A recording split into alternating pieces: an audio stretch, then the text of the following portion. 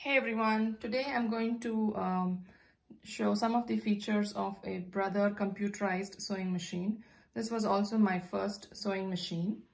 Let's take a look at the buttons that it has. So it has three buttons here. The one is the top arrow button, which is the start and stop button.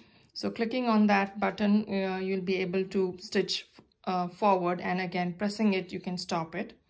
And the next is the inverted U. This is the reverse stitch, which is used to reinforce the stitches at the end.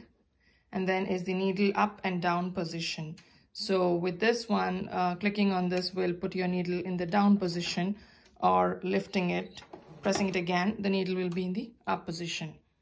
And here you see, this is the speed control.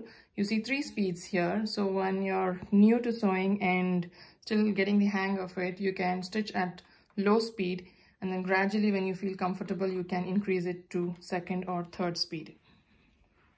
Then this is the LED display here, which shows the stitch that is selected. So here I have 04 selected.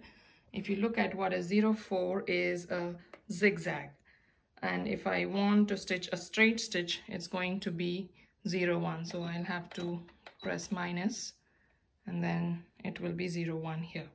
And if these two buttons here are used to increase the stitch length and width, so I can increase the stitch length and the width here for a zigzag. And this machine has about 100 stitches, if you see. This is a Brother Project Runway limited edition, and they don't make this machine anymore, but there are similar machines out in the market manufactured by Brother, which has almost the same features. It also comes with a presser foot. You could either use the start stop button or the presser foot to get started with stitching.